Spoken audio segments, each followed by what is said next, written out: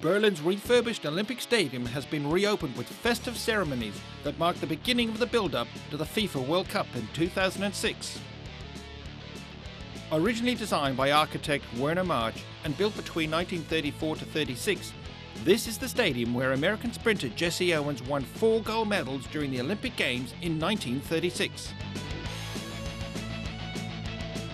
Whilst the grey stone exterior of the stadium was left unchanged, a translucent wing-like roof was added to shield spectators from the rain. This stadium boasts around 74,500 covered seats, including 5,000 in executive suites and luxury business seats.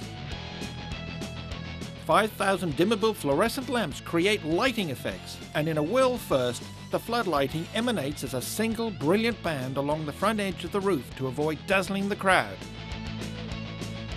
Also boasting 2 giant video screens measuring 140 and 56 square meters respectively, and a totally reconstructed VIP area, the new Berlin Stadium has been labelled a jewel by Berlin's mayor and may be used as a springboard for the city's next Olympic Games bid.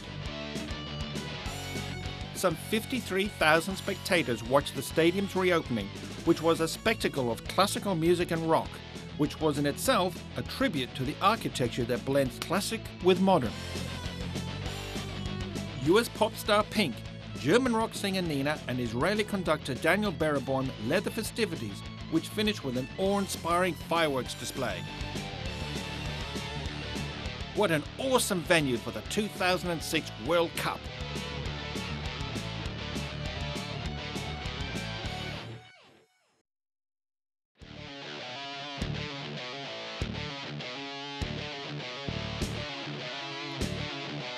The national team, Argentina, are the first team in the South American bloc to have qualified for the 2006 FIFA World Cup in Germany.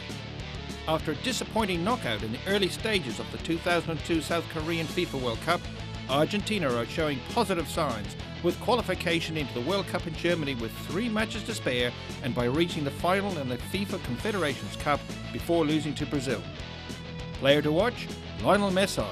He is Argentina's star player, and with an exceptional left foot, lightning change of pace and cool head, Messi looks to turn the tides on Argentina's misfortunes and help the team make a serious bid for the 2006 World Cup.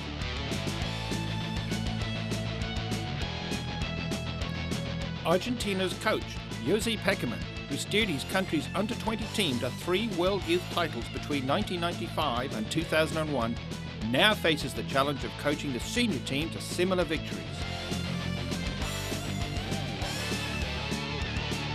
Pekerman, who replaced Marcelo Bielsa as the national soccer team's new coach last year, helped develop many of its players during his time coaching the under-20s from 1994 to 2002. He shares his predecessors' footballing philosophies of attacking football and fair play.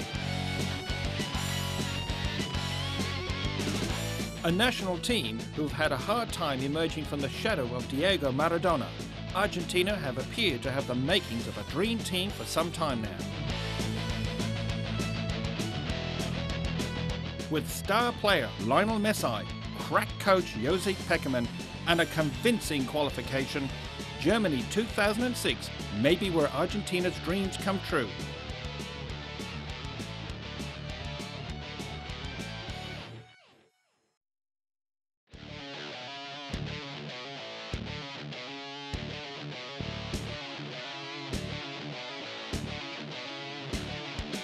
They call him the god of football. Pelé is the best known soccer player to ever play the game.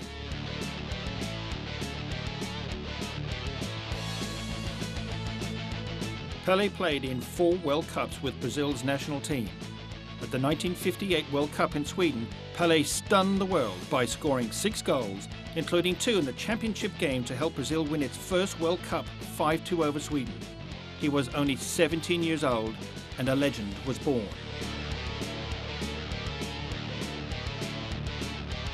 During his career, Pelé scored 1,280 goals in 1,360 games, an average of a goal in every international game he played.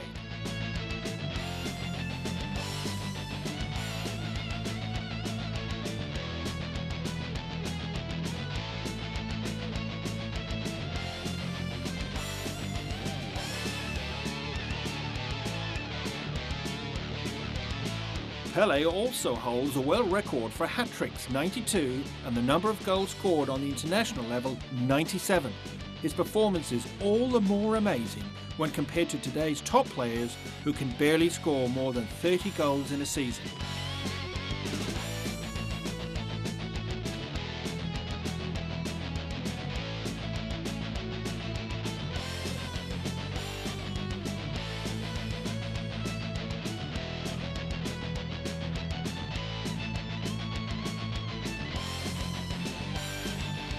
In the year 2000, Pelé was named second for the Sportsman of the Century award.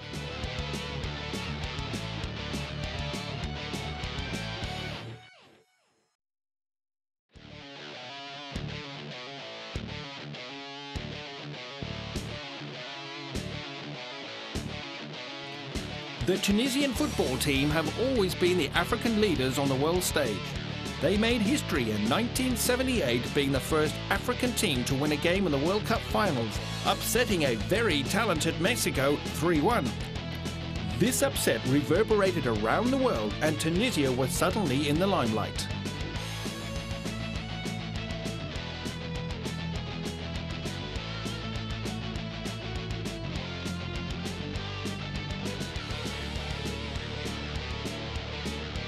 Since then, the nation has yet to win another World Cup game, but hopes to change all of that with a highly competitive lineup. The African zone of the Cup only allows for 5 spots, and with most countries on the continent fielding very skillful teams, the fight for those spots is a tiring process in itself.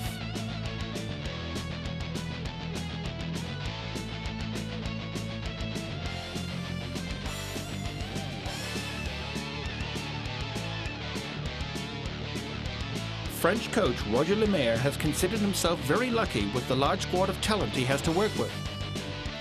Tunisia are in a lucky position that if stars are out injured, they have great other footballers to come in for them.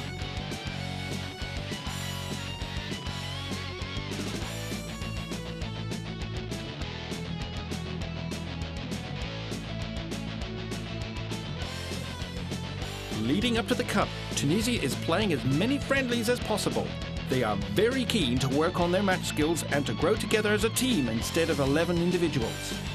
Out to break more records, Tunisia will be heading into this World Cup looking for more than just their second win.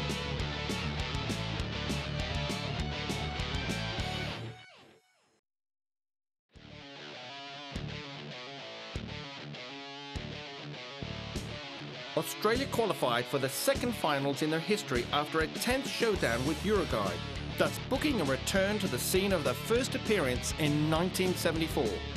The triumph was revenge for the Socceroos' traumatic playoff defeat by the South Americans 4 years ago.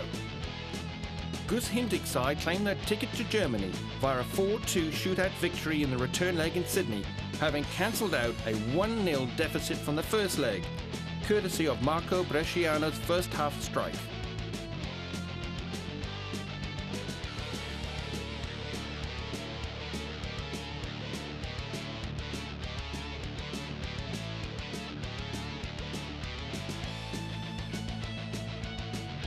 The 82,698 sellout crowd at the Telstra Stadium witnessed home goalkeeper Mark Schwarzer claim the hero's laurels by saving 2 spot kicks. John Aliosi then followed up his 4-goal haul at last summer's FIFA Confederations Cup by converting his side's final penalty. "We've done it the hard way, but we've done it at last.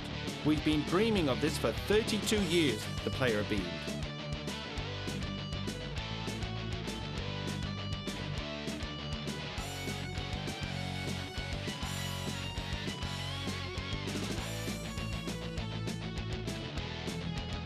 Players such as forwards Mark Viduka from Leeds and Harry Kewell, who joined Liverpool from Leeds, Blackburn Rovers midfielder Brett Emerton and goalkeeper Mark Schwarzer are certainly good enough to give Australia a realistic chance of making it as a dark horse in the 2006 FIFA World Cup in Germany.